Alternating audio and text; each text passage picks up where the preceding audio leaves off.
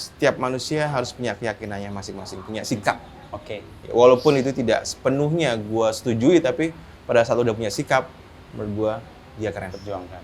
Oke.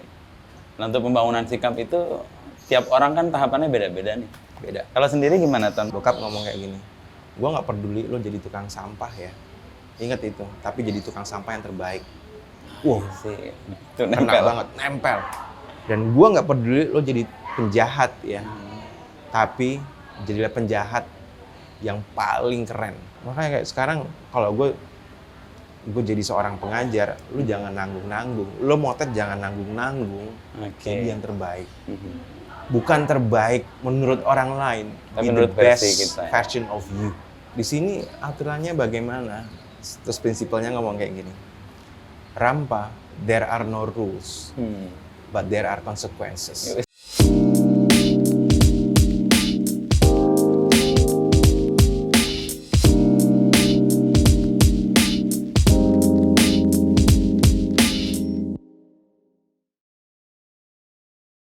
Upaya lo kemudian mau bangkit lagi karena apa?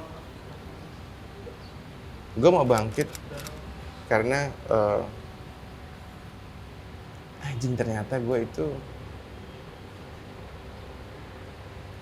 hati gue itu adalah pengajar. Tau gak sih? Ngajar. Oke. Gue ngeliat doktrin gue di SMA Man for Others tuh nempel banget bro. Itu udah jadi satu kolese keyakinan. banget. Iya. Pokoknya Oke. tanpa itu gue gue harus melakukan itu ke orang lain enggak, tapi kayak Terinternalisasi. udah jadi it's in your blood. Itu sih. Bersama hal-hal macam-macamnya dulu udah masuk aja udah. Oke. Sampai lo menemui fotografi atau menemukan fotografi sebagai sesuatu yang menggetarkan dan lo perjuangkan meskipun ada sempat jeda ya. Dan sekarang itu kapan? Tan? Yang pada saat menemukan fotografi dan sekarang diperjuangkan lagi gitu. Iya. Gue tidak pernah pintar di dalam bertutur, berucap dengan kata-kata maupun tulisan, ya kan?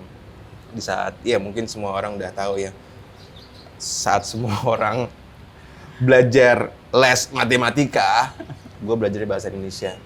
Oke. Pada saat semua orang belajar bahasa Inggris, gue belajar bahasa Indonesia. Karena gue tidak pernah dapat lebih dari 4. Nah, dari situ gue melihat bahwa teman gue untuk bertutur itu adalah gambar. Pas kecil. Kecil. Teman bertutur adalah gambar. Gambar. Gue menggambar, gue mencoret, terus akhirnya terpapar dengan fotografi itu karena kakak gue. Dia pas gue SMP di Magelang, dia tiba-tiba bawa kamera. Bawa kamera, Nikon deh kalau nggak salah. Oke. Nikon yang lensanya panjang. Ya. Akhirnya gue mulai ngeker tuh. Bisa gini ya, ada orang naik sepeda. Iya bisa deket ya. Akhirnya gue pencet-pencet aja di situ dan akhirnya gue melihat gambarnya itu. Yang ternyata gue tahu bahwa kamera itu adalah kameranya Dimas Jai. Anjing. Dipinjam kakak lo?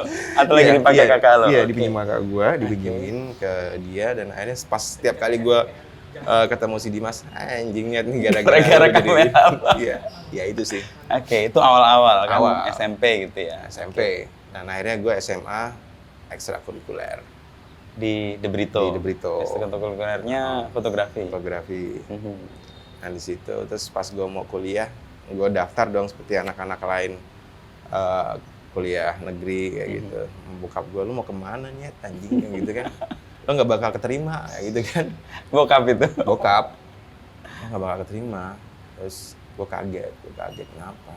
Ya sakit hati juga lah. Gue nih mau berusaha untuk lo tapi kayak dia ngomong kayak gitu. Tapi setelah itu dia ngomong, lo kan sukanya gambar-gambar. Kenapa lo nggak belajar itu aja, lo tekuni aja. Oke. Itu kayak gue ditampar lagi tuh, bener-bener. Jadi gue sadar, anjing ya, kayak gitu. Ternyata bokap lo merhatiin banget ya? Oh iya, makanya kayak orang yang dengan profesi sekolot itu, sebagai angkatan bersenjata Indonesia, dia bisa ngomong kayak gitu. Itu sih. Terus turuti untuk kuliah di luar? Iya, akhirnya gue kuliah di luar dan bokap gue ya udah. Di mana waktu itu kuliahnya? di Melbourne. Oh, Melbourne, oke. Terus gue nanya lagi, emang lo bisa? Gue bilang, ya. Skeptikal anak kepada orang tua. Iya, ya dicoba ya. Ya dia tidak punya uang berlebih, tapi pas dulu itu kita punya usaha apa ya? Nyewain meja biliar di Pasar Tambun. Oke, Tambun Bekasi. Tambun Bekasi. Oke. Nah itu dari koin-koin itu, di koin-koin itu jadi kayak ngumpulin 1.000, ada 1.000 dikumpulin sampai segini banyak. Ini uang lo ya, mau kayak bokap lo nyekolahin lo berjuang dengan kayak gini. Oke. Wah di situ gue mulai. Itu tahun 94 berarti lo? 95 kan? 95 berangkat. Berangkat. Oke. Aha. Ya itu makanya di situ. Dengan berbekal kamera yang udah bodor abis, bobrok abis, yang light meternya pun tidak berfungsi dengan baik, dan hasil fotonya pun ya seperti itu. Ya maksudnya nggak maksimal lah. Oke. Ya gitu sih. Ini udah rekam belum sih? Udah. Udah ya, oh ya nggak apa-apa. Kayak gitu. Terus akhirnya gue sampai bener-bener stres abis karena gue tidak bisa menunjukkan satu hasil yang gue inginkan, karena juga mikir anjing bokap gue itu ngebiayain gue kesini dengan apa Susah ya? payah lah. Susah payah lah ya. Oke. Susah Dari payah. koin-koin ya? Dari koin-koin 1.000 rupiahan kayak gitu.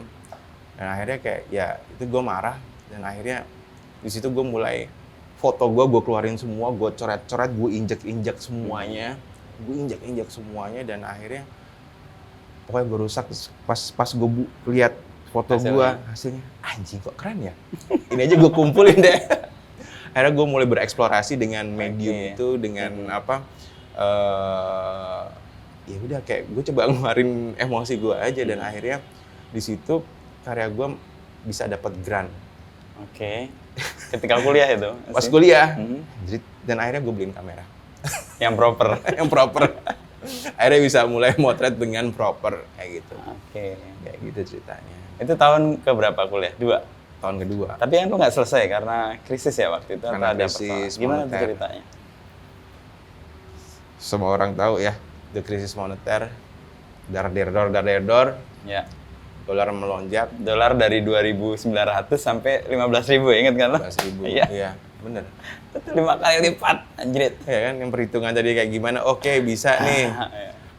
Ya udah, usaha bokap gua kayak gitu. Ya udah, akhirnya gua, bos, gimana nih? Ya udah lo balik dulu deh. Lo lihat keadaan kita. Okay. Akhirnya gua balik, ya udah. Makanya Indomie, udah. Ya udah gua masa gue balik lagi ke Aussie ya kagak lah. Ya udah gue stay di sini dan gue tinggalin barang-barang gue semuanya di sana. Di Melbourne itu. Di Melbourne itu. Dan kuliah juga nggak selesai. Kuliah nggak selesai, dan akhirnya gue coba kalau orang tuh kayak mengais-ngais pekerjaan apapun yang bisa gue dapet, ya udah akhirnya gue teman gue yang dia itu adalah seorang graphic designer.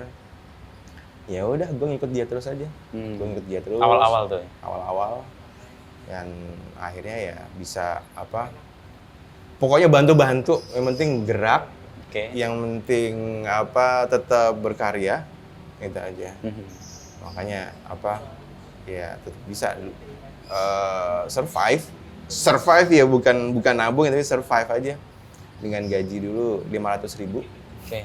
Tahun itu ya. Tahun itu. 98. 500.000 cuman bisa ngisi bensin doang, sama sedikit makan, tapi pun setengah bulannya ini minta orang. Kayak gitu sih. Oke. Lalu kemudian lo bisa menemukan jalan yang lo tekuni di fotografi, kan sempat berhenti karena krisis sekolah selesai, lo pernah dapat grant gitu ya. Lalu kemudian nempel temen yang graphic designer. Nempel temen, betul. Kerjanya graphic designer, tapi gue selalu pengen dong motret. Gue pengen motret dong, bagaimana gue bisa menggunakan skill gue memotret itu. Dan akhirnya dapet nih satu kerjaan untuk mendesain covernya Club Project. Album yang mana? pertama kali Dekade, album Oke, Dekade Dekade. ya, berikutnya itu adalah album Sintesa. Asik. Sintesa di situ. Anjing, gue bisa motret nih. Dan di situ gue ketemu si Katon, Katon. Lilo sama si Adi. Nah, di situ kayak mulai berkenalan. Akhirnya gue motret dan akhirnya itu kita mulai mendapatkan pekerjaan untuk cover kaset sama CD kayak gitu ya. Mulai dari Club Project. Club Dari Project. graphic designer. Oke. CD, kemudian untuk Rosa. Rosa juga album pertamanya Rosa. Rosa. Oke. Terus yang lain-lain. Dan akhirnya si Lilo bilang kayak gini, gue kenal nih ada temen namanya Sam Nugroho. Oke. Sam Nugroho dia dulu fotografer komersial di Indonesia. Dan dia keren banget sih, anjing keren banget dia teknologi banget untuk pada zamannya itu kayak gue Paling diundang, advance lah ya. gue diundang masuk ke studio dia. Anjir, keren banget ya. Oh, pekerjaannya kayak gini ya. Dan akhirnya gue situ memperkenalkan diri. Itu pas pertama kali gue memperkenalkan diri, dia cuma nanya gini, klien base lo siapa? Klien base itu apa sih? Kayak gue nggak punya klien bro. Gue datang ke sini untuk pengen belajar kayak gitu.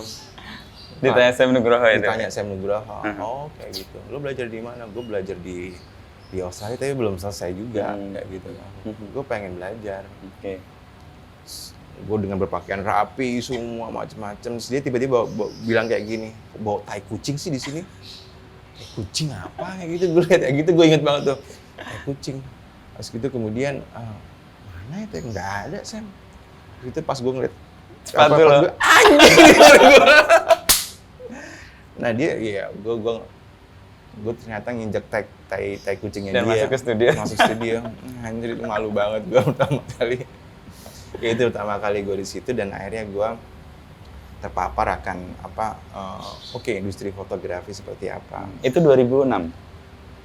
2000 not even tahun 99 akhir pas tahun 2000. Oh, tahun 2000. Pas perpindahan itu tahun 2000 gue mulai terpapar fotografer jadi bukan fotografer tapi industri fotografi komersial.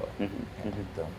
Dan di situ tugas gue sebenarnya gue nggak dapet tugas tapi kayak gue inisiatif kayak berusaha untuk memfasilitasi semua kebutuhannya Sam gitu dari ngurung kabel kayak ngatur lampu kayak sampai buatin kopi semua macam-macam nyantri lah kalau bahasa Nyantri. Jawanya itu. Oke.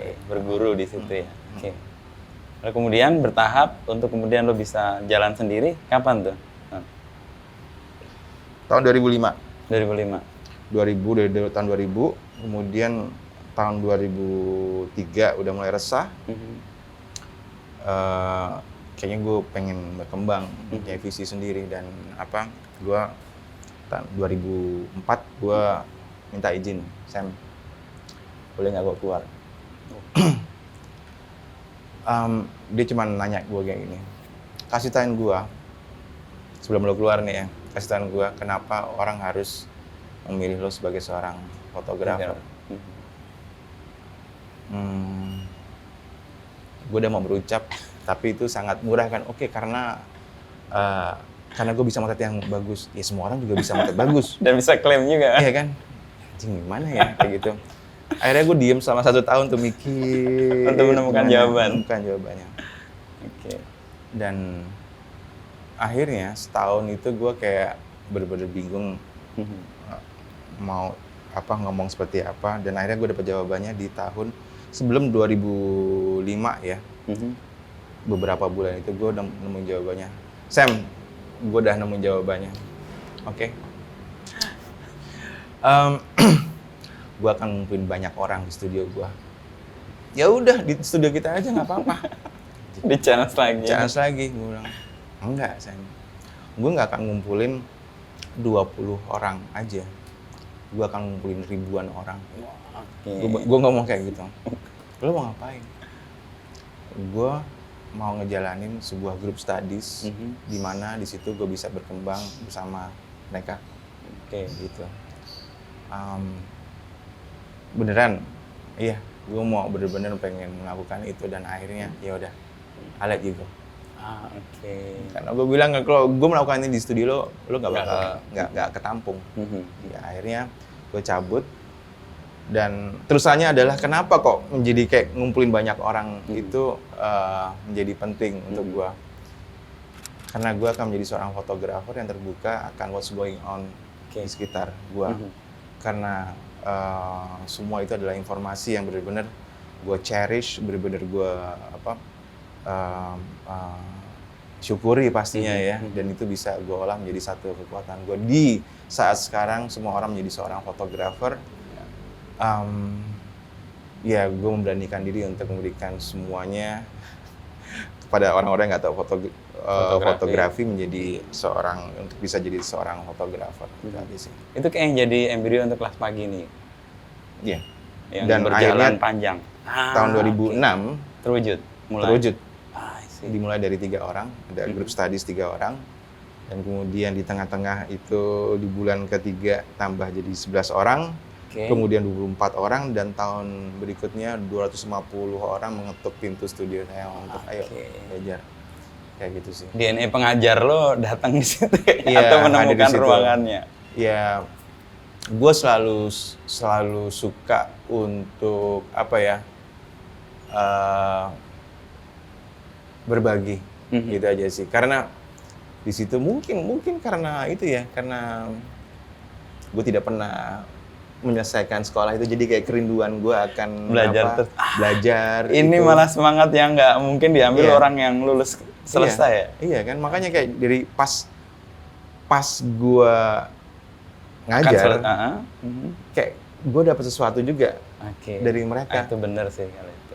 Kayak cara pandang mereka, perspektif mereka. Apalagi kalau beda sama sekali ya, crossing budaya. Oh iya, sama pertama kali gue mau ngajar itu kan gue nanya sama ada salah satu mentor gue itu juga, gue lupa, dia cuma bilang kayak gini, nggak apa-apa Ton, lo untuk mau ngajar, mulai ngajar itu tidak harus tahu 100% atau lo menguasai semuanya. Sambil jalan dan terus gue harus ngomong kayak gimana? Ya ceritakan aja kesalahan lu, kebodohan lu menjalankan itu bagaimana. Nanti kan akan dapat input itu dari orang.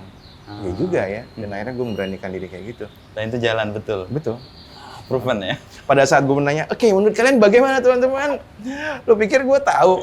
Gitu kan. Justru ini sebenarnya mau membuka ruang untuk ruang diskusi. Iya, benar. Menurut gue gini Pak, menurut gue kayak gini. Iya juga ya. Terus gue tambahin dengan persepsi gue. Kayak gitu sih. Berarti tiap batch atau tiap angkatan beda-beda ya? Karena punya kerumitan atau problem atau hal-hal yang tumbuh bersamaan dengan masanya. Ya? Betul. Maksudnya kayak setiap batch itu mereka punya gelombang yang beda-beda. Gelombangnya beda-beda, masalahnya beda-beda, umurnya beda-beda juga. Kayak gitu. Tapi ada satu hal yang menyamakan atau Iya, kayak misalkan yang kami lihat di kelas pagi, kayak misalkan anak-anak yang zaman dulu, angkatan dulu itu, mereka lebih memikirkan keluar, memikirkan orang. Tapi yang sekarang, ini gue juga pengen nanya sama lo, kenapa ya sekarang mereka itu memikirkan resah dengan dirinya sendiri?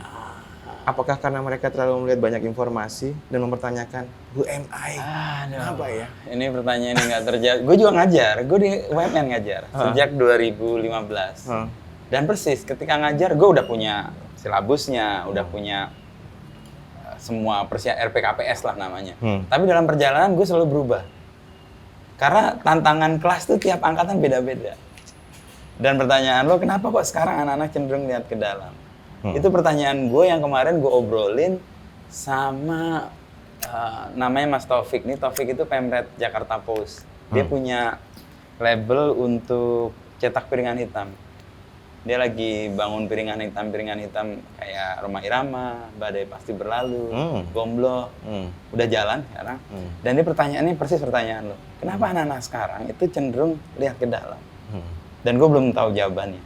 Itu tercermin dengan lagu-lagu juga kalau lo amati.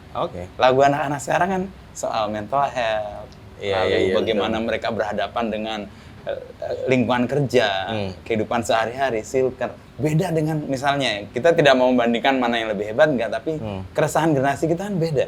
Beda. Kita kan negara, Hmm. institusi, Iya. dilawan. Ini Iya, kayaknya iya. sekarang agak beda. Nah, gue sampai sekarang ke anak-anak yang gue ajar, gue juga belum menemukan jawaban. Tapi gue melihat faktor pematangan generasi ini yang ditumbuhkan oleh keluarga yang lebih safe, itu membuat mereka nggak merasa khawatir dengan ada yang di luar. Jadi mereka lebih masuk ke dalam. Mungkin itu. Yes. Kalau kita kaitkan secara konkret ya, sekarang gini. Dulu kita berpikir untuk gimana agar gue bisa tempat untuk tinggal bersama keluarga gue. Sekarang anak, oke, orang tua gue Ada. udah punya rumah, mungkin lebih dari satu, ya kan? Jadi kayak Persis. mungkin, gue nggak tahu ya. Jadi kayak, oh, Iya, iya. ah, Ada semangat generasi kayak gitu juga. Dan oke. ada contoh sederhana lah di kantor gue tuh. Ada editor itu ya. Gila, dia gaji di tempat kita lah so-so lah ya. Tapi dia tinggal di apartemen di Puri. Yang sebelahnya 15 juta. Gue tanya siapa yang bayar? Papi mamiku yang bayarin. Oke. Jadi hidupnya itu tidak sepenuhnya digantungkan pada dirinya. Tapi orang tuanya. Itu juga mungkin ya. That's menjadi why I penyebab. really concerned about education, Oke. ya kan? Kenapa dari situ bahwa edukasi itu seharusnya untuk gue itu adalah membiarkan, melestarikan itu adalah sebenarnya membiarkan. Melestarikan tuh membiarkan. Menurut saya. Why? Ya, melestarikan di dalam konteks yang lebih luas ya, bahwa kita terlalu mungkin sebagai orang tua atau terhadap orang-orang yang kita cintai, kita sayangi itu kayak nge-treat, iya, protektif, kayak misalkan naruh anak kita itu di sebuah pot, kasih pupuk kayak gini, rawat, iya, ya. Mungkin lestari untuk beberapa saat, tapi dia tidak akan bertunas. Itu aja. Jadi makanya ada kata-kata itu ya, melestarikan artinya membiarkan. Di tempat yang bukan pot ya, pokoknya dilempar aja ke hutan atau kemana. Tapi butuh iman yang kuat itu. Oh iya, butuh iman untuk yang kuat. merasa aman dan merasa dia akan tumbuh dengan sendirinya. Itu kenapa kayak gua menjauhkan anak gua. Udah latihannya dari SD kelas 6 tuh udah gua coba keluarin dari rumah. Oke. Terus SMP gua keluarin dari rumah. Sekolah di luar rumah lah ya. Sampai sekarang baru balik, itu aja Oke. sih. Jadi lo mempunyai konsep dan konsep lo terapkan pada anak lo Iya, sendiri. iya. Belum tentu berhasil ya. Oke, Kita semua juggling dengan eksperimen ya. eksperimen dengan cara membesarkan anak, itu aja sih. Iya, iya. Balik ke kelas pagi tadi. Nah, lo kan bikin ini sesuatu yang massal gitu ya. Lo ada punya kelas di Jogja juga kan, dekat Gondomanan itu ya? Daerah Yes. KPY ya? Bukan milik gua, Oke, tapi becoming a movement. oh, Becoming Movement. Iya, Oke, itu. gue libur terakhir mau ke situ. Oke. Diajak cuman karena sibuk terus ke tempatnya si Wulang Sunu itu nggak sempet mau ke situ. Oke, itu kan kayak jadi movement. Iya. Dan lu kan sekarang kalau batch-nya pasti udah lebih Udah dari 18 tahun lah, 17-18 tahun lah sekarang. Oke, udah ribuan paling ya Ribuan. peserta. Oke. Penyaringannya gimana? Karena itu luas usia, background dan sebagainya. Lalu kemudian lo yakin Nggak disaring, pas disaring, nyaringnya pada saat jalan ntar pasti ya yang Lama-lama nggak cocok lepas sendiri, Oke. ya kan? Mhm. Itu sih, jadi apa ya, kita juga baru ini mau daftar ulang juga, jadi yang kita lakukan daftar ulang. Oke, siapa yang masih bisa ngikutin, siapa yang bisa ngikutin dengan apa, ngerjain tugas, siapa yang mau ngikutin Berhenti tapi di nggak tengah. bisa ngerjain tugas, Oke. jadi kita data, Oh, seleksi alam sendiri seleksi ya? alam sendiri. Ya tadi, pendidikan adalah membiarkan tadi. Iya, membiarkan. Jadi gue selalu bilang, lo mau tidur di sini silahkan, Mhm. lo mau apa, melakukan apapun silahkan, asal nggak ganggu orang yang mau belajar, itu aja. Oke. Mhm. Jadi apa ya, ya tanggung, itu udah menjadi tanggung jawab gue. Kalau misalkan lo mau ngajar aja udah, kayak gitu. Lo nggak usah mikirin yang lainnya, ada orang mau apa keluar dari apa kelas lo atau mau dengerin atau enggak. Iya, tujuan lo apa, Nyet? Ya gue mau ngajar, ya udah. Kadang kan orang pengen ada pamrihnya, oke, gue ngajar untuk didengerin, lo harus nurut dengan gue. Tapi kalau gue, ya ini gue ngasih pilihan, ya. Lo mau pakai silahkan, yang penting gue ngasih perbandingan nih. Lo bisa pakai itu sebagai Lo ukuran? bisa pakai itu sebagai ukuran dan pilih yang terbaik untuk lo. Oke. Misalkan Tapi kalau misalkan kayak misalkan gue ngajar dan anak-anak ngobrol sendiri, yang gue bukan nyalahin mereka, tapi kayak gue mempertanyakan, artinya metode gue Salah. kurang menarik ya? Artinya suara gue kurang keras atau kayak gimana? Ya gue selalu koreksi. I see. sih. Itu persis kalau gue ngajar, ada yang mulai nguap, "Wah, kayaknya gue udah nggak mulai yang menarik nih, harus cara lain." Iya. Gue bikin kelompok dan sebagainya. Iya. I see. Iya kayak gitu. Iya, iya, iya. Sama, iya, gue apa ya? Gue nggak tahu. Gue boleh ngomong apa aja di sini. Boleh dong. Jadi gue tertarik dengan Marxisme itu, ya kan? Yang gue tadi cerita 98. Kelas pagi kan garis kiri banget. Apa? Garis kiri banget. Iya. Maksudnya kayak apa? Ya gue sampai ada punya saat belajar bahwa kalau pada saat kelompok lo udah mulai terpecah, lo harus cari musuh di luar untuk menyatukan. Bener. Ya makanya musuhnya siapa? Ya udah, ayo kita pameran. Musuh kita siapa? Siapa? Ya udah. Kelompok apa institusi lain, ya udah kita adu karya. Yuk. Kayak gitu. Semua nyatu lah. Nyatu. Yuk gimana Energi caranya? terkumpul. Energi terkumpul, ayo maju. Itu sih. Nah, untuk kelas pagi itu sebenarnya yang lo ajarin apa sebenarnya? Oke. Visi kita, gue jelasin dulu ya. Visi kita itu sebenarnya adalah membentuk individu mandiri yang kuat dan dia bisa mempunyai dampak positif untuk diri dia dan sekeliling dia. Okay. Jadi gue ngajarin fotografi, teknis, tetapi bullshit kalau misalnya fotografi itu tidak bisa ngasih dampak untuk diri dia dulu deh. Ya. Dan pada saat dia kuat, dia mulai bisa ngasih Berdampak dampak untuk yang lain. Itu visinya. Iya. Man for others mana? Man for others, yes, yeah. In our blood kayak. Iya, udah nyatu sih. Oke. Kayak gitu. Jadi ya di dalamnya ada communication skill, cara presentasi. Ya intinya adalah kita bagaimana mendengarkan orang dulu.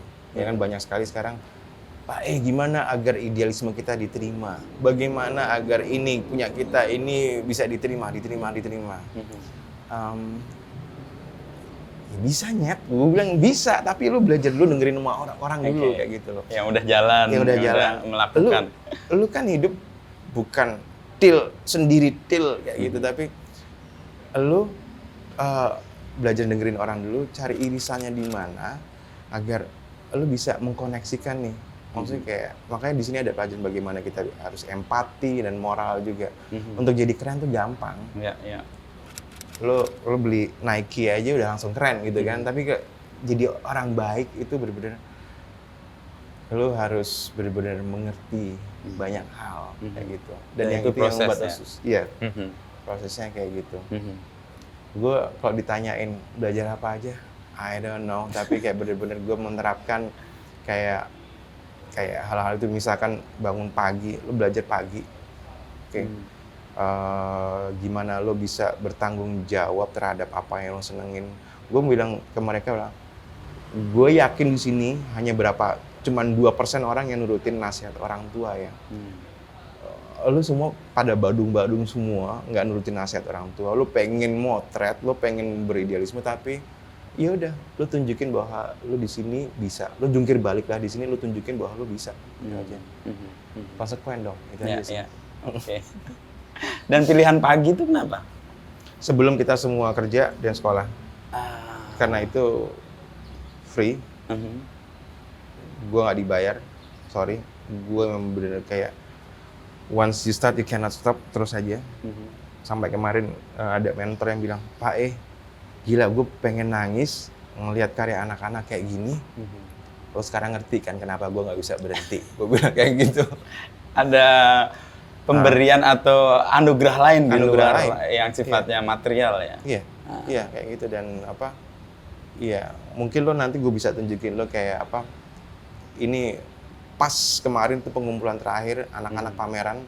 Dan pamerannya itu adalah mereka memilih satu subjek untuk dibantu dengan fotografi dia. Jadi kayak apa, gue boleh nunjukin nggak sih? Iya boleh. Ntar nyangkut tuh. Nah ada di sini. Ini jadi apa, ini Karya ini anak-anak nih. karya anak baru kemarin terakhir ngumpulin, jadi kayak gue, jadi semua ini itu adalah mereka berpameran untuk ngasih dampak terhadap sekeliling dia. Dia memilih subjeknya mereka sendiri itu apa, yang mau dibantu itu siapa. Dan ada, gue cari dulu ya, gue pengen nunjukin ke lu, ini ada yang di daerah ujung Indonesia. Ini peserta kelas pagi? Peserta kelas pagi yang sekarang itu. Ntar ya, biar cepet ntar bisa di-cut. Ntar. Gue pengen banget nunjukin lo. Ini tuh di daerah Pulau Miosnum, Papua. Dia buat pameran di situ untuk tentang edukasi ke anak-anak ini, kayak gitu. Oh, ini pamerannya? Pamerannya. Jadi mereka dimanapun berusaha, gue kasih tugas untuk apa? Misi lo tuh apa? Siapa yang lo mau bantu? Ya udah, coba gunakan fotografi lo untuk membantu untuk orang. Bicara. Persis yang lo yakini di awal ya? Yes. Menyampaikan atau berbicara lewat foto. Yes, berbicara foto. Foto itu bukan hanya foto akrobat visual, ya, keren sekedar ya. Tapi iya. Lo mau berkomunikasi dengan apa? Ya udah, pakai lo mau belajar foto kan? Ya udah, mulai dari situ dulu. Kalau untuk foto keren, gua ajarin nanti. Ya, basicnya sebenarnya adalah ya kayak gue mungkin pertama kali ngomong, gue ngomongnya dengan foto, dengan visual kayak gitu. Yang penting bagaimana gue bisa bicara kayak gitu sih. Dan gue yakin sih, kayak gue tadi langsung goosebumps merinding tuh lihat gambar dan visual yang terakhir lo sebut itu. Itu pasti dikerjainnya dan hati tuh. Oh iya. Dan kalau dikerjakan dan hati, maka yang tersentuh adalah hati-hati yang lain tuh. Iya. Gue percaya banget. Percaya kan? Merinding kan lo. Gila. Iya. Dan itu gue bilang, teman-teman selamat ya. Ini satu anak itu membantu satu orang. Ini berapa ratus anak di seluruh Indonesia. Tersebar. Mereka buat karya dan bantu berapa ratus orang. Mungkin ribuan orang pada saat itu. Nah itu yang gue maksud bahwa bagaimana, ayo kita buat dampak yuk. Kita buat impact yuk, mau sekecil apapun. Itu aja sih. Nah untuk kelas ini kan ini ada yang dari Papua, ada yang dari daerah lain. Lu mengumpulkannya gimana? Ngumpulinnya online. Oke. Pernah ketemu dengan mereka langsung? Enggak pernah. Pas gue bilang, kelas pagi dibuka ya, kayak langsung gini. Nyebar dari Jakarta. mana-mana. Yang dari luar, Pak, kita juga pengen kapan kesini, kapan ke Sumatera, kapan? Anjing ya, gue bilang. Ya udah gue buka online aja ya. Biar langsung 1.200 orang ngumpul. Gitu, bro. Tapi mereka nggak tahu kan. Ya, semua orang kalau dapat email gua di Google Classroom udah mules tugas atau apa? Ada perintah. Iya. Soalnya gue cuma ngumpulin. Lo mau ngomongin apapun, ekspresi atau apapun, perspektif lo apa, tolong ngomong by data ya. Gue bilang gitu. Karena apa? Mentor juga punya perspektif, tapi kalau lo ngomong tentang data itu valid, udah kita nggak bisa nyalahin lo. Perdebatan bisa dilakukan dengan fair. Iya. Itu bukan lagi kayak tentang, ini lucu, keren, apa gimana. Tapi datanya apa? Datanya itu apa? Tercapai nggak ini maksud lo? Dan upaya untuk lo menemukan, kan akhirnya ketemu tuh talent-talent ya di banyak daerah yang ternyata punya impact juga, atau berusaha dia berbuat lalu memberikan impact. Nah kepada mereka ada sistem nggak untuk saling jaga atau saling bercerita? Selama ini belum, tapi ini baru tahun ini mau dibuat. Gue buat sistemnya pengen digital semuanya itu loh. Thank God untuk pandemi semuanya digital. Oke, sekarang kayak misalkan gue buat anak-anak nanti akan gue data, ini kan udah digital nih, ini akan kita data. Sampai kita pengen buat satu platform yang mungkin pertama kali agak ya tertutup untuk kelas pagi dulu, untuk bisa monetize, bisa tahu informasi tentang anak-anak ini nih. Dan di akhir tahun kita berencana, kalau misalkan komunitas itu kan pameran. Yes, it's okay untuk pameran, tapi kayak apa ya yang punya dampak ya. Gue pernah ditanyain, acara yang rame itu apa ya, Ton? Selain musik apa ya? acara keagamaan, khotbah rame bisa kan.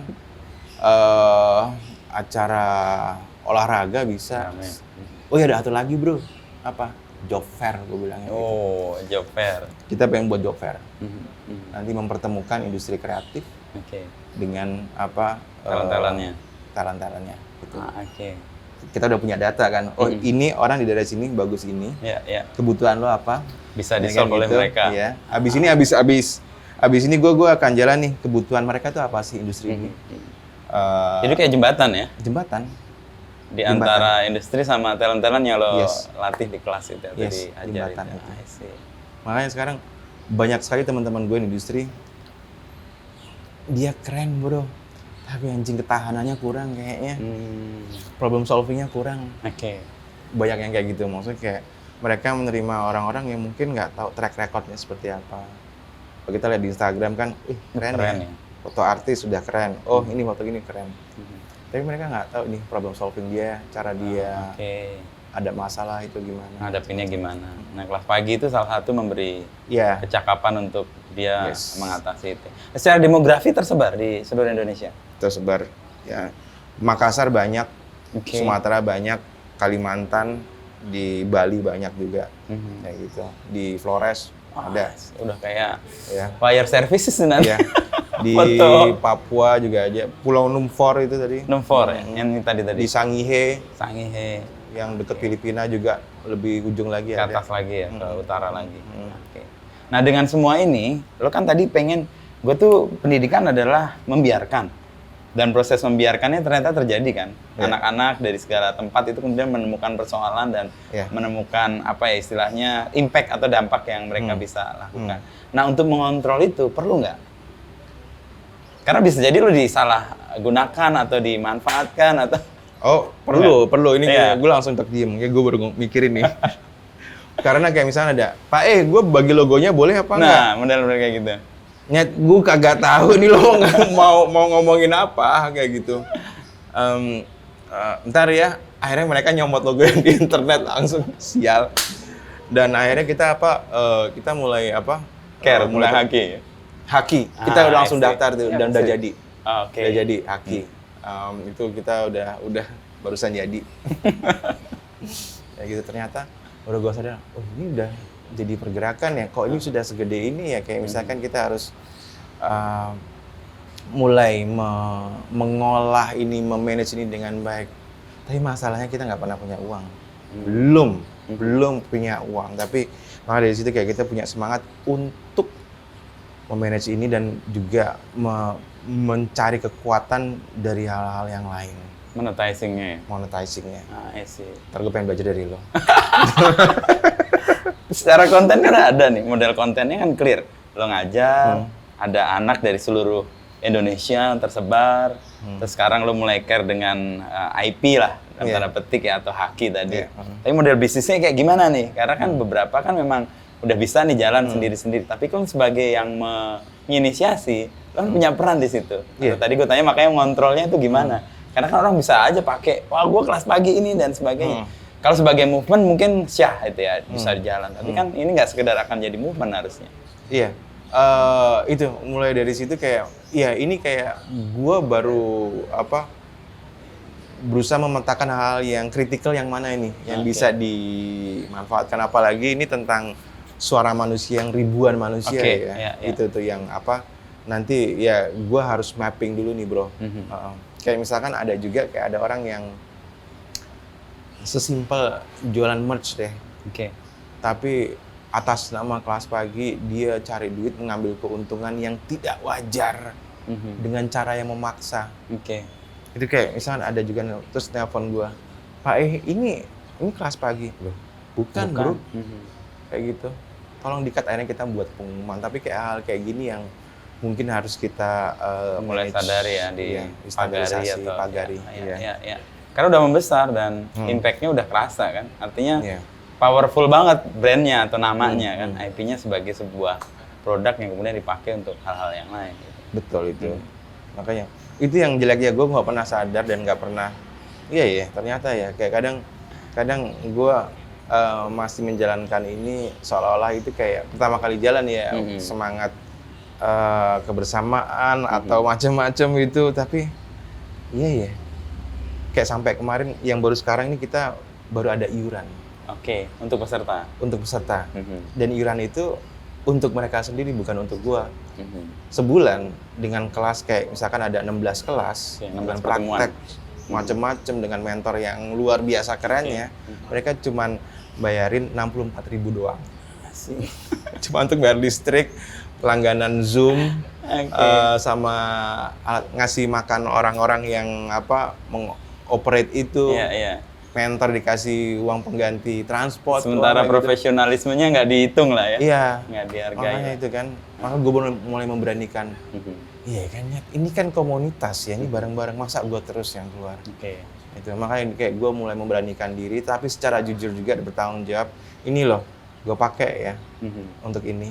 Dan setelah itu kayak saksinya ada dari teman-teman Oke, yang yang lain kita pilih nih, yang bisa tentang keuangan, finansial, siapa gue undang. Ini lo saksi ya, ini gue pakai untuk ini. Setelah udah direkap, kita blast semua. Kayak Teman-teman. terbuka ya, Terbuka, memberitahu. ini lo ya, Ah, ini dari lo oke. segini, kita pakai untuk ini ya. Masih ada sisa segini ya, kayak gitu. Itu basic community memang. Iya kan? Karena keterbukaan itu penting. Keterbukaan. Karena kan kalau nggak hancur karena saling Hancur, betul. curiga sih. Iya. Oke. Lalu hal lain deh, Ton. Lo kan selain fotografi tadi kita udah kulik dari lo kecil, tadi pakai kameranya di masjid ternyata tanpa lo sadar gitu ya. Iya.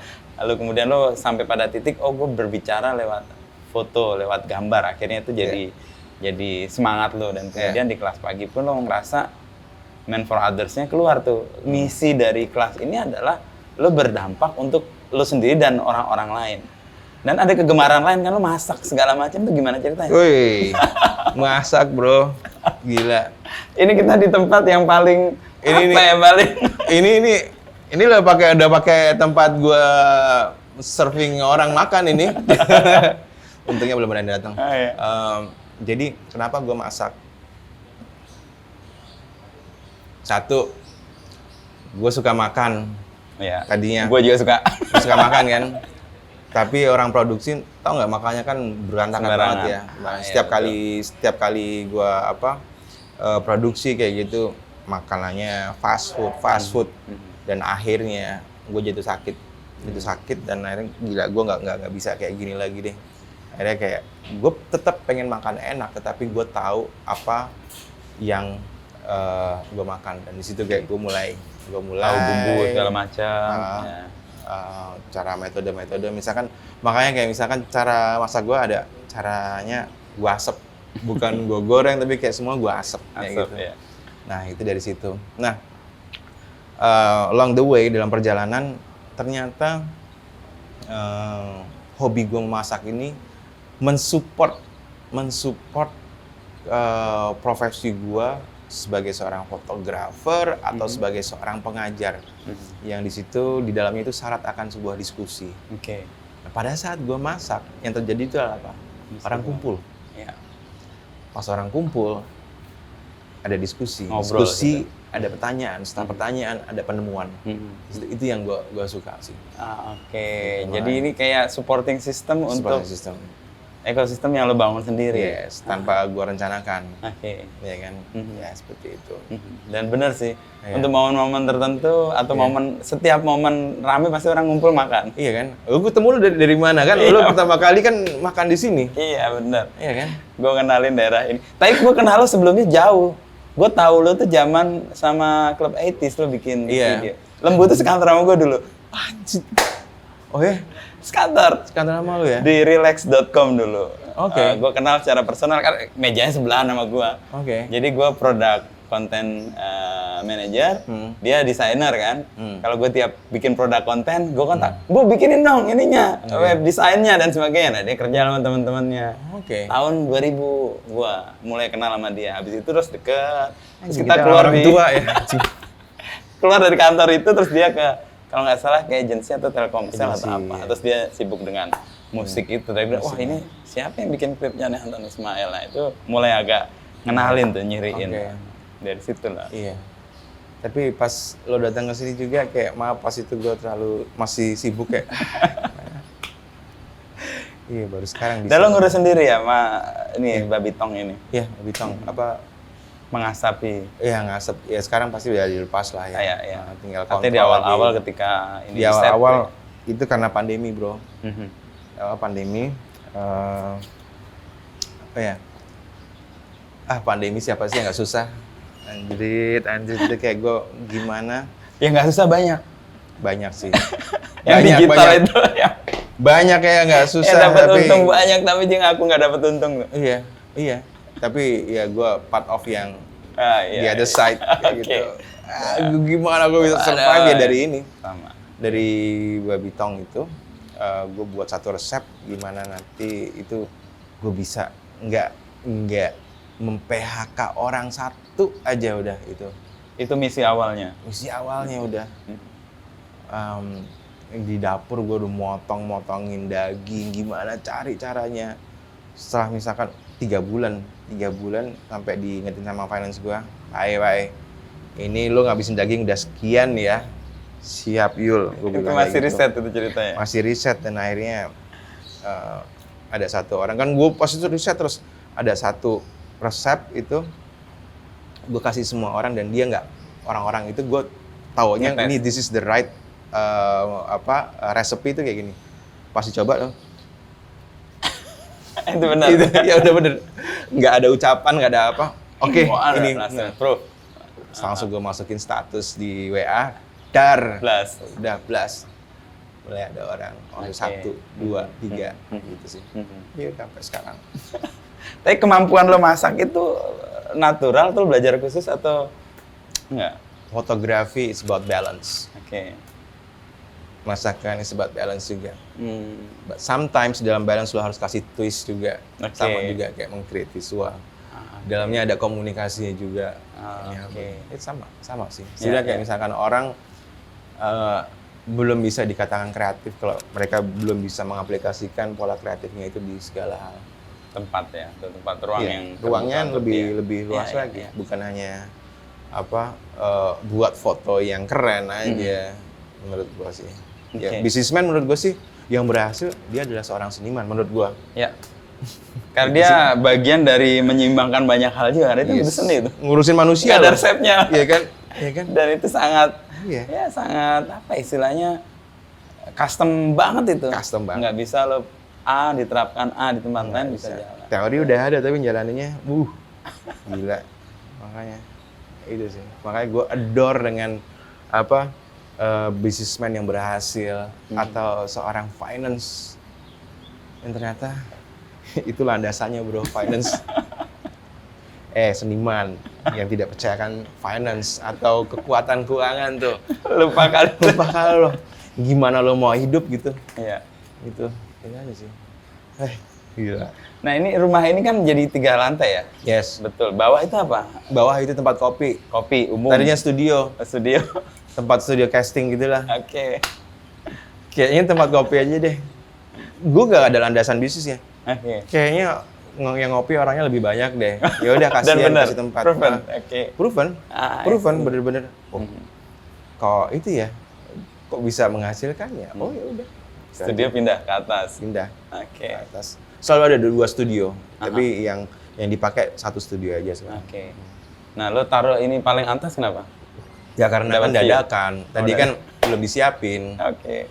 Ya kan di sini kan nama haji semua juga kayak gitu kan. Gue ngumpet di atas. Rai, kamu mau beli babi di mana? Surga ada di mana? Di atas. Udah lo ke atas. Boleh masuk. Kadang kasihan kayak misalnya ada orang tua kan sekarang kan tangga dan sebagainya marketnya kan udah mulai meluas ya. Naik tangga.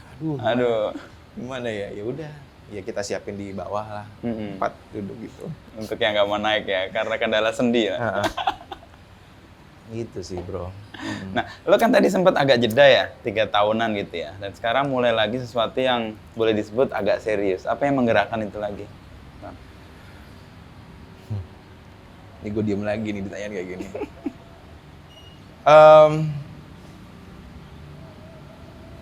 Gua itu apa ya? Gua tuh harus mulai membuang energi gua untuk bisa masukin energi gua. Jadi kayak bener-bener gua Ngosongin. ngosongin. Jadi kayak Supaya oke, gua go ya.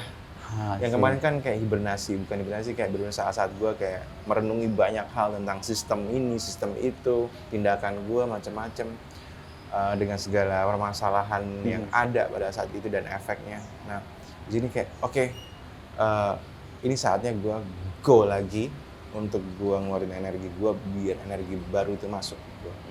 Itu sih. Jadi ya itu yang gue lakukan. Mau bentuknya apapun, itu pada saat lo bergerak, lo mempunyai niat, itu gue yakin bisa energi. Yang penting itu muter terus energinya. Oke. Ya. Nggak stuck ya. Kayak misalkan nyokap gue dulu, kalau gue masuk ke sebuah rumah yang udah lama nggak dihuni, dek ledengnya dibuka, air ledengnya dibuka, semua dibuka semua. Kenapa biar Bu? sumbatan-sumbatannya itu keluar dan ngalir terus, biar terbarukan. Gimana mau energi baru masuk itu kalau kita penuh? Penuh, iya kalau kita tidak mengeluarkan itu. I see.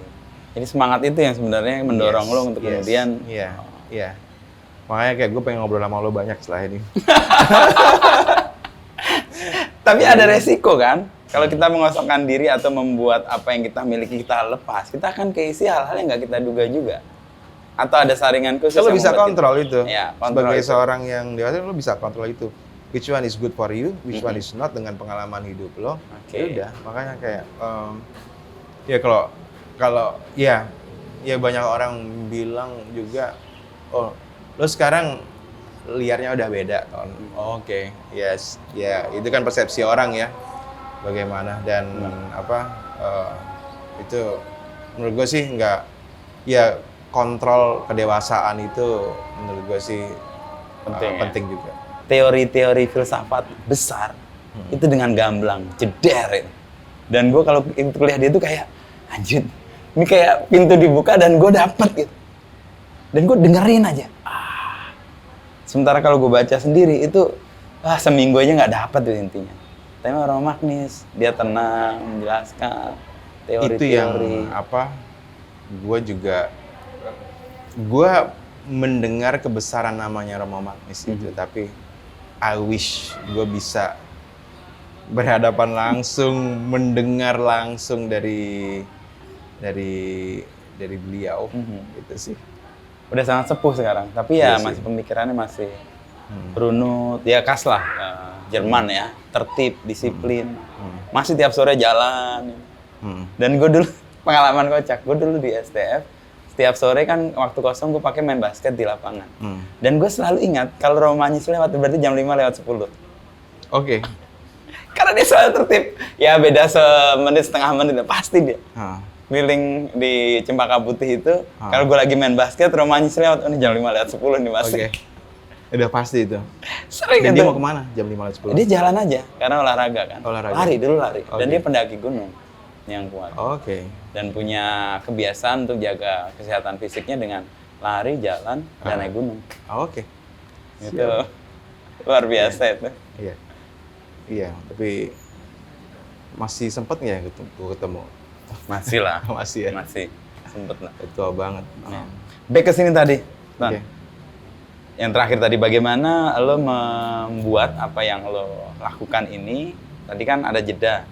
Lalu kemudian lo menemukan, oke, gue ada posisi kalau dalam prinsip itu ya ngosongin dulu semua, hiatus tadi, lalu kemudian lo menyerap semuanya dan kemudian lo mengembangkan, dan ada resiko juga kan, lo mendapat sesuatu yang nggak terkontrol juga, tapi lo bisa mengendalikan, gue ambil ini, ngambil ini. Ya. Itu yang membuat gue jadi orang yang cukup random ya. Kadang-kadang kayak sebuah aliran listrik yang Kadang-kadang impulsif gitu. juga gitu. Impulsif juga. Dan itu memang udah dari gue kecil kayak gitu, dan kayaknya jadi satu kebutuhan deh untuk gue. Untuk mendapatkan efek-efek kayak gitu.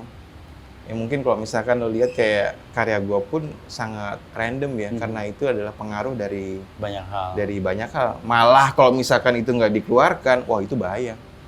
Menekan atau membuat? Ya jadi ya ketekan aja, maksudnya kayak satu hal yang masuk dan nggak dikeluarkan, itu menurut gue nggak sehat menurut gue. Makanya kayak misalkan ada satu hal itu ya gue banyak orang yang bilang, oh karya Pak E kok seperti ini seperti itu kok, wah dalam banget.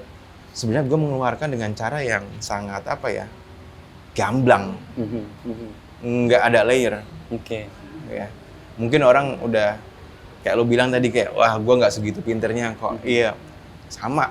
Gue nggak segitu dalamnya kok, kayak gitu. Ya gue orang yang gamblang. Oke. Itu sih.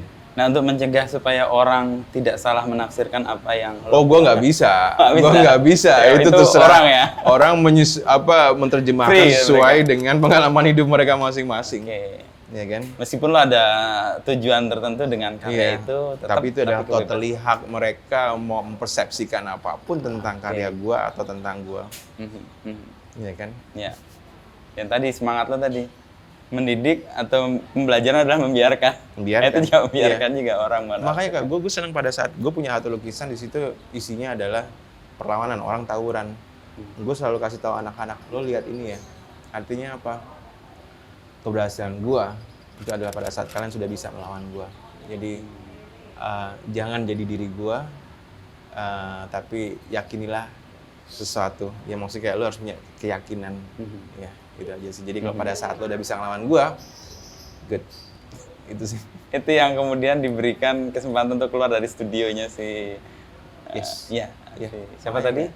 Sam Nugroho. Iya.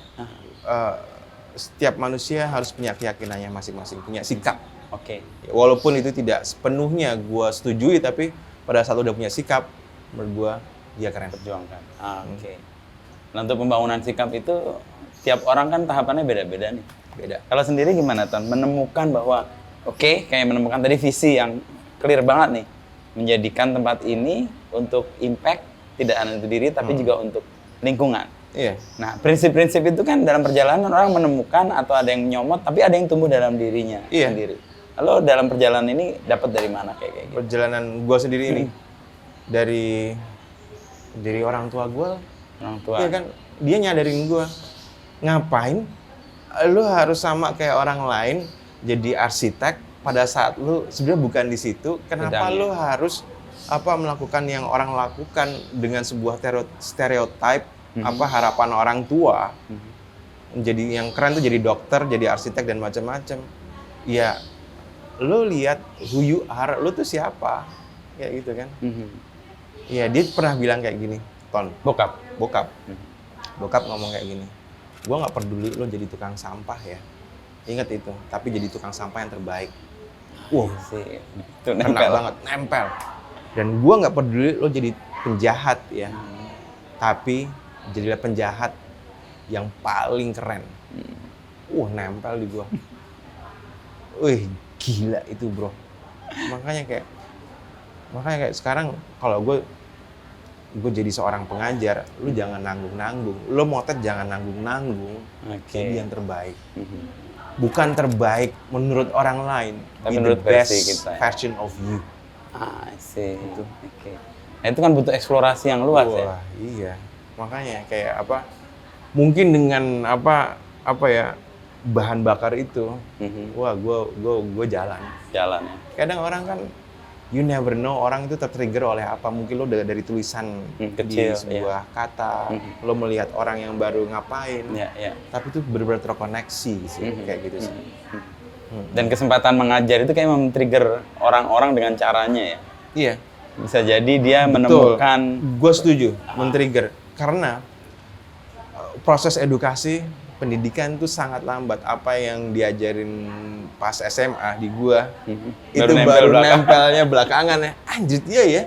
Dulu benar, cuman kita nggak bisa mampu mencernanya. Nggak mampu mencernanya. Oke. Makanya kayak gue bilang, lu mau belajar di sini seperti apapun, ya kalau lu berhasil bukan berarti itu karena kita, karena juga asupan pengalaman dari yang lain. Tapi misalkan lo bisa menjadikan di sini mendapatkan sesuatu benih yang bisa lo kembangkan, that's good. Kayak gitu sih. Nah ini persis, ini gue lagi men-challenge visi pendidikannya. Ternyata benar, membiarkan. Kalau lo gimana? Iya kan? Gue proses begini. Gue tuh selalu kalau ngajar di hari pertama, itu gue bilang ada satu pepatah yang gue, bukan pepatah kata-kata dalam bahasa Latin yang nempel di gue, dan itu gue tanamin ke anak-anak. Syukur-syukur dia mau. Non sole sed vitae decimus. Jadi lo belajar bukan tuh dapat nilai A, bukan dapat nilai B, tapi untuk hidup lo. Jadi lo harus betul-betul menemukan hal-hal baik dalam kuliah ini, tidak hanya untuk UTS besok atau UAS besok. Kalau itu sih lo belajar semalam kelar. Yes. Tapi enggak. Nah itu gue challenge, sampai gue tanya. Anak-anak di kuliah pertama tuh selalu tanya, kenapa lo ambil mata kuliah ini? Kan kuliah, mereka bisa milih. Karena kampus, karena lo masuk jurusan itu, karena orang tua. Itu gue challenge tuh, anak-anak kadang-kadang kesel tuh. Terus bahkan gue tanya, lo kenapa ambil jurusan ini? Ambil situ, karena ada anak ketika gue kasih tugas, dia nanya gini nih. Gue misalnya, gue kasih tugas hari Kamis kumpul jam 10. Boleh nggak Pak jam 12? Sebagai pengajar, dan gue tidak hanya untuk kepentingan dapat nilai bagus atau enggak, gue langsung challenge anak itu di depan kelas. Kamu mau ngumpulin jam 12, mau nggak ngumpulin, mau nggak kuliah ini pun boleh. Wah, kelas langsung diem tuh. Wah, bapaknya marah. Tapi di situ gue mau bangun kesadaran ke mereka, bahwa ini tuh bukan buat gue. Apa yang lo kerjakan itu bukan untuk gue, bukan untuk dapat nilai enggak, tapi proses lo belajar, menemukan sesuatu, di tengah waktu lo harus menyelesaikan, selesaikan. Gitu. Nah itu pemahaman itu yang awal-awal gue kontrak sama mahasiswa tuh di situ. Dan habis itu kelas menjadi lebih menyenangkan. Buat gue, buat anak-anak juga gitu. Dari pengalaman terakhir itu. Gue jadi inget Pak Narto namanya, di Guru. sekolah gue, guru di De Brito. Gue belajar aljabar di buku Belanda kuno. Pak, saya nggak bisa, saya nggak mau jadi ahli matematika, Pak. Soalnya dia diem. Oke, yang lain berhenti belajar dulu, saya mau bicara. Ini ada anak namanya Anton, dia nggak suka aljabar. Saya tahu kalian tidak akan jadi ahli matematika semuanya, ya kan? Tapi permasalahannya saat ini itu adalah matematika. Kamu mengerjakan ini adalah sebenarnya kamu belajar menyelesaikan permasalahanmu saat ini. Ya. Nah, di hidup itu adanya semua banyak sekali masalah yang tidak kamu inginkan Dan hadir. Dan kamu harus selesaikan. Nah, selesaikan permasalahan ini. Ya. Itu persis. Damn. Kena, gue diem. Langsung gue belajar. Yes, masalah gue nggak berhasil nggak apa-apa, tapi gue menyelesaikan. Yes. Itu persis. Yeah. Itu yang nempel juga tuh. Kalau anak misalnya, Pak, ini gue kan nggak pengen jadi ahli kimia. Kenapa harus belajar kimia? Persis, persoalanmu adalah hari ini. Kamu harus belajar, melatih dirimu, menyelesaikan persoalan itu. Apapun hasilnya, nggak ada. Yang penting kamu menyelesaikan. Yes. Dengan tengah-tengah waktu yang ada. Karena hidup nanti akan begitu terus. Yes, Dan betul. Nah, itu. Iya, Kalau kita frekuensi. Iya, mungkin kolose ya. Pak Narto mana? Masih ada Pak Narto? Udah nggak ada. Udah Itu legend sepuh kayak banget pas itu. Iya. Oh ya, kayak yang gue pelajari sebenarnya, yes, mungkin pelajaran matematikanya, IPA kayak itu gue lupa, tapi pelajaran Hidupnya. itu yang itu bisa gue pakai sampai kapanpun. Itu patah itu gue dapat ketika gue kuliah di STF. Non sole sed vitae decimus. Sekolah bukan untuk dapat nilai, tetapi untuk hidup. Jadi kayak tadi, pelajaran aljabar bukan gue mau dapat 10 di aljabar, tapi dengan ketekunan gue menyelesaikan persoalan hari itu, gue punya bekal dan kemampuan untuk menyelesaikan soal-soal lain di hari-hari kemudian. Nice, iya. Sama banget. Ini Mbak cocok jadi pengajar nih kan, energinya udah masuk. Iya, itu sih. Ini makanya di kelas pagi juga kan ada nilai, tapi kayak jangan dikasih tauin ya. Oke. Iya, kalau mau dikasih tauin pada saat dia memaksa. Bertanya, ya. Mau. Terus untuk apa ada nilai? Nah, kita punya track record aja kalau ada orang yang nanya, oke, Bahwa ada gue pengen catatan. tahu orang yang pinter narasi siapa, yang pinter ini. Ini ada, Pak. Ini ada. Gitu sih. Untuk ukuran aja, tapi Ukuran untuk aja. perkembangan mereka Nah, lebih sama baik sekali dibiarkan bisa. tadi itu ya. Sama kita menghargai sebuah progres manusia karena mereka datang dari latar belakang yang berbeda-beda. Berbeda. Ya kan? Mungkin itu adalah sebuah langkah kecil untuk gue, tapi untuk mereka itu adalah sebuah langkah besar. Ya. Itu yang harus gue pahami. Dan nggak fair juga kalau kita pakai ukuran sama untuk orang yang sangat beragam itu. Yes. Ya, gue sepakat untuk nilai-nilai itu sebenarnya ya ukuran aja buat si pendidik sebenarnya. Tapi buat anak itu kan sebenarnya kalau dia betul sesuatu yang ingin dia dapat gitu. Betul. Harus dijelaskan. Sama satu lagi, pas gue ke mana, ke nanyain sekolah, anak gue di Thailand, di Oke. Chiang Mai. Si anak gue kan nanya ke prinsipalnya, Pak, di sini aturannya bagaimana? Terus prinsipalnya ngomong kayak gini, Rampa, there are no rules, but there are consequences. Wis. Wah, anjing, dapet gue. Keren ini, keren. Iya kan? Maksudnya gimana? Lo boleh Melakukan bilang, apa aja, tapi lo konsekuensi boleh harus nggak tanggung. masuk, artinya nanti lo akan ngulangin lagi Ya. dan Ya. so on and so on. Ya, itu gue terakhir jadi cerita parenting nih Iya. kepada anak gue. Setelah anak gue SMP, gue beri tanggung jawab dia 2. Satu, membersihkan piring makannya dan mencucinya, dan kedua, bajunya. Karena itu yang berhubungan langsung dengan dirinya. Anak komplain, kenapa kita nggak pakai pembantu? Kenapa ini semua harus aku tangani, yang cewek? Yang cowok juga demikian. Aku menjelaskan kepada mereka bahwa hidup itu penuh konsekuensi. Persis kayak gitu.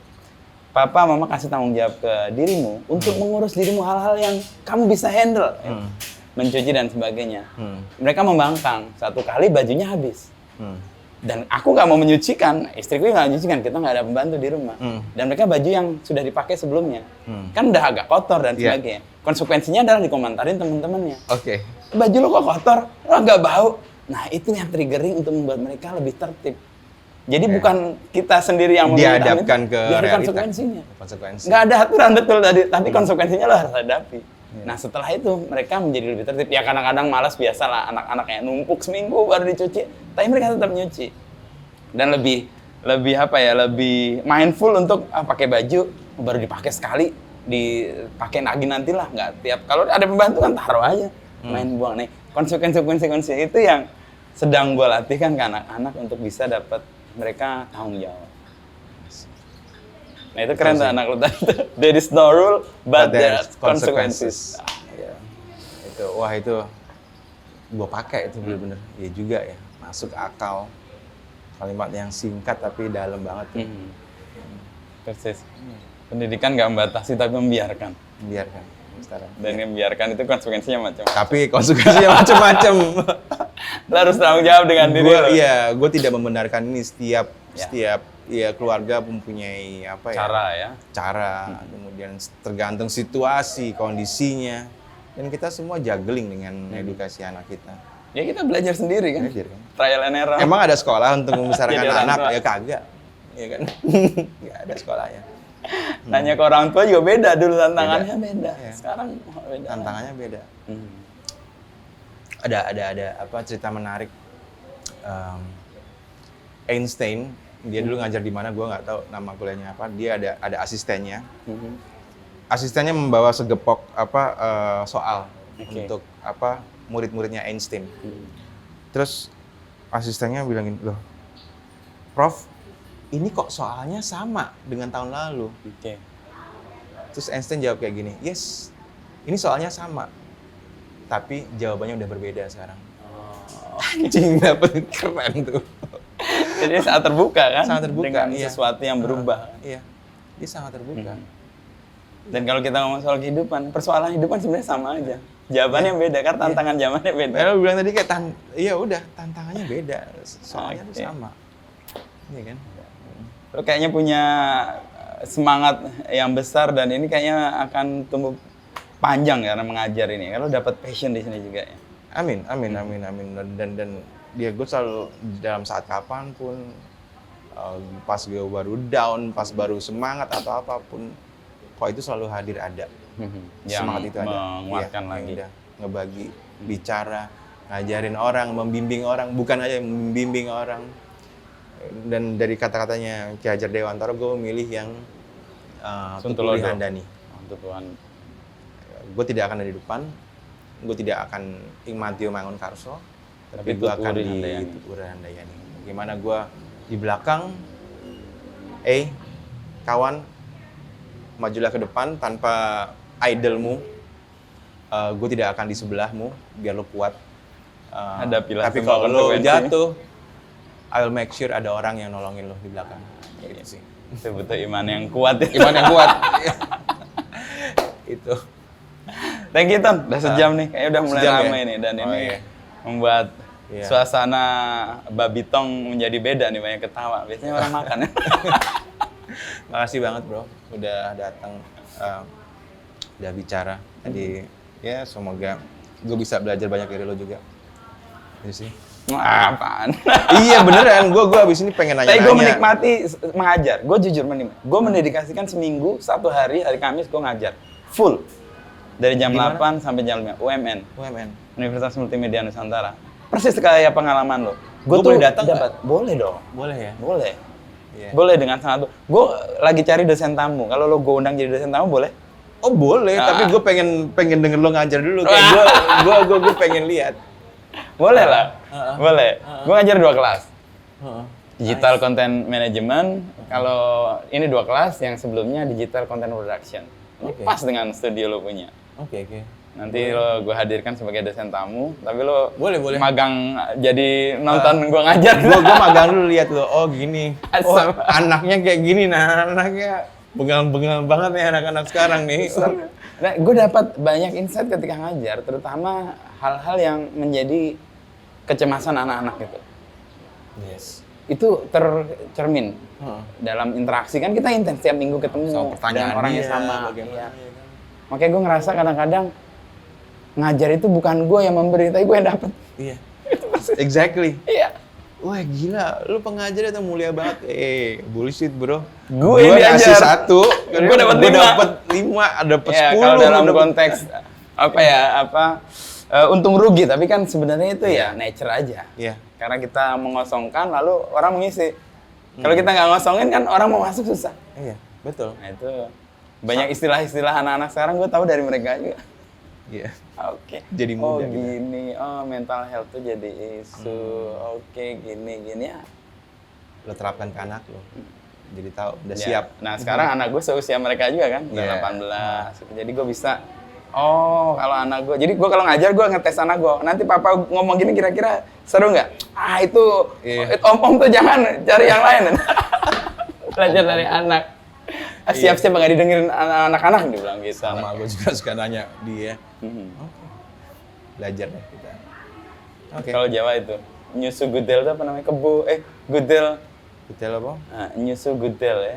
Kebo nyusu Kebo, gudel. nyusu Nyusu gudel. ya. Induk belajar sama Belajar dari- anaknya, ada yang lebih muda. Thank you, Tan. Sama-sama. Sukses, kasih. Pak E. Nama Pak E dari mana tuh? Pak E. Iya, temen gue nggak mau dipanggil Pak kan. Gue panggil nama aja. Akhirnya ya. Akhirnya dia nyoba-nyoba manggil Pak tapi Pak E. Kayak gitu kan Jawa gitu sih. Jadilah Jadilah Pak E Oh, sekarang. oke. Ya. Sekarepmu. Siapa E? Yes, Pak E. Thank you, Pak E. Thank you. Thank you. Thank you.